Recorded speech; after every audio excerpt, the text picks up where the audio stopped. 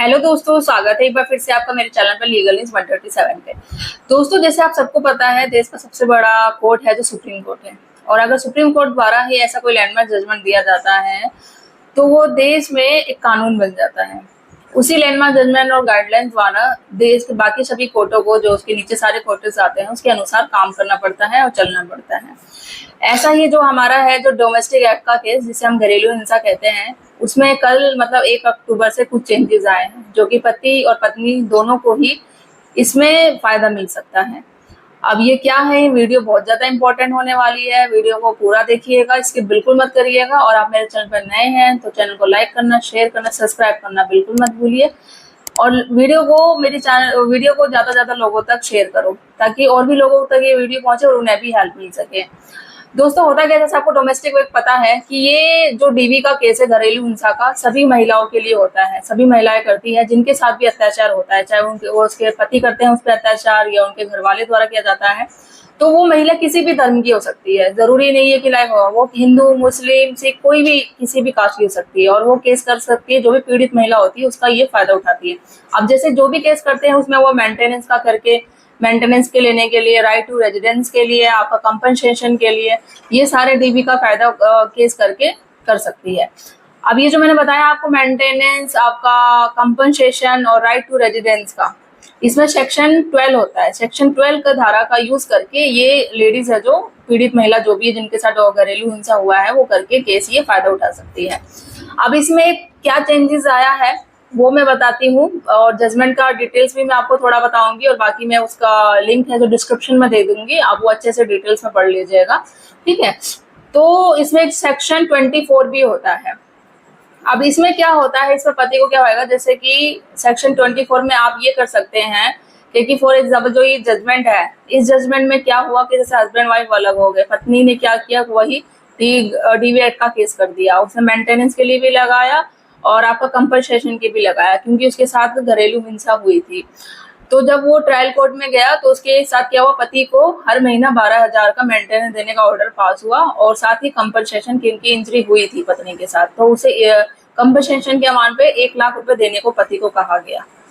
तो हर महीने 12,000 देता था, कंपनसेशन दिया जाता था। अब क्या हुआ, जब बात पति को पता चले कि इसमें कि सेक्शन 24 भी है, सॉरी सेक्शन 25 भी है, 25 का आप यूज करके इसमें क्या कर सकते हैं कि मेंटेनेंस को कम करा सकते हैं। अगर कोई कंडीशन नहीं है देने की, वो एक एंड ऑफ द पॉइंट आ सकती है, तो वो बंद भी करवा सकते हैं।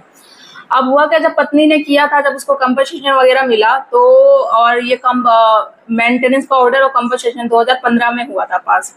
फिर पति को पता चला कि भाई इसमें सेक्शन 25 की धारा भी है, मैं उसे यूज करके क्या करूंगा कि उसने लगाया ट्रायल कोर्ट में और कहा कि मैंने अभी तक जो मेंटेनेंस दिया है और जो कंपनसेशन दिया है वो मुझे वापस दिया जाए। ट्रायल कोर्ट ने क्या किया, एक्सेप्ट कर लिया। जब पत्नी को पता चला तो वो हाई कोर्ट में गई, इसने अपील करी। हाई कोर्ट ने भी क्या किया, पति के फेवर में ही फैसला सुनाया। पत्नी को ये बात सही नहीं लगी कि भाई मेरे साथ तो सच में ऐसा घरेलू हिंसा हुआ है, मेरे साथ अत्याचार हुआ है, और अभी तक जो लिया जाए मैं वापस कैसे सकते हुए।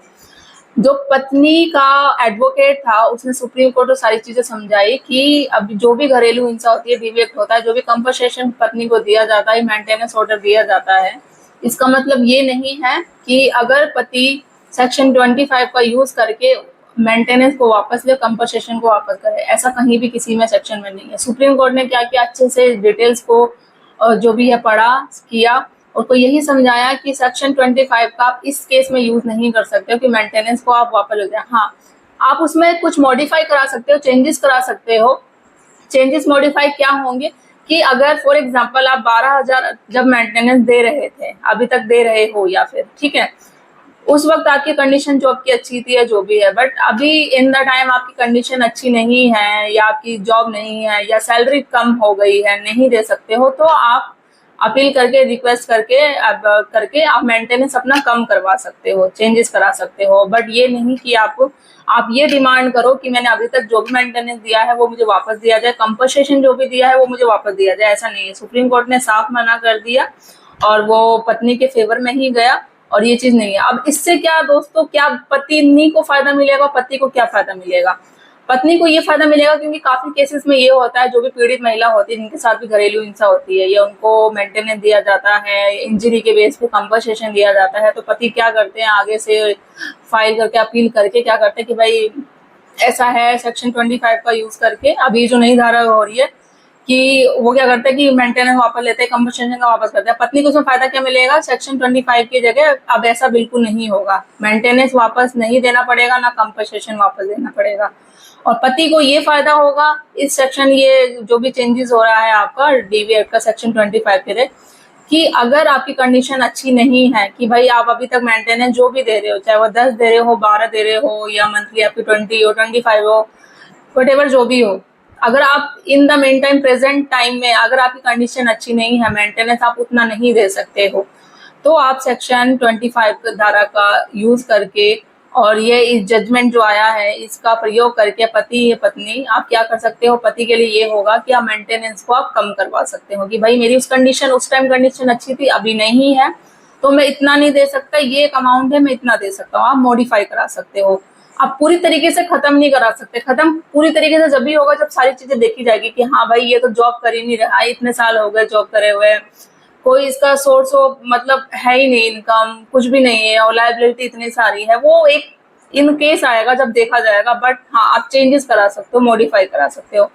तो ये जो सुप्रीम कोर्ट का जो नया जजमेंट आया है इसमें पत्नी और पति दोनों को ही फायदा मिलेगा इस जजमेंट के थ्रू। जिन भी पत्नियों ने डीवी एक्ट का केस कर रखा है, जिसके साथ ये प्रॉब्लम आ रही हो, या पत्नी या पति जिसके साथ ही मेंटेनेंस देना पड़ रहा हो, और होता है कि भाई हम नहीं दे सकते प्रेजेंट टाइप में, इतना कुछ चेंजेस कराना हो, कम कराना हो, तो आप ये धारा का यूज करके सेक्शन 25 का डीवी एक्ट में आप यूज कर सकते हो। इस जजमेंट के लिए दोनों ही के लिए ही फायदा है। आई होप गाइस जो ये सुप्रीम कोर्ट ने एक नया जजमेंट, लेटेस्ट जजमेंट है, उस सबसे आप दोनों को ही हेल्प मिले। और ये जजमेंट कैसा लगा आपको कमेंट में करके जरूर बताइएगा, और आपको मेरी ये इन्फॉर्मेटिव वीडियो कैसे लगती है वो भी जरूर बताइएगा। और हाँ, चैनल को लाइक करना, शेयर करना, सब्सक्राइब करना बिल्कुल मत भूलिए। और जैसा मैं बोलती हूँ ज्यादा से ज्यादा लोगों तक शेयर करो, ताकि जितने लोगों तक ये मेरी वीडियो जाएगी उतने लोगों तक ये उनके लिए, सबके लिए फायदा होगा। और मैं डिस्क्रिप्शन का लिंक ये अपने आपके जजमेंट का लिंक डिस्क्रिप्शन में शेयर कर दूंगी, आप अच्छे से रीड आउट कर लीजिएगा, पढ़ लीजिएगा, और आपका कोई केस वगैरह हो इसी से रिलेटेड तो आप उसका जजमेंट का यूज करके फायदा उठा सकते हैं। जल्दी मिलती हूँ मैं ऐसे एक इन्फॉर्मेटिव वीडियो के साथ, तब तक के लिए थैंक यू।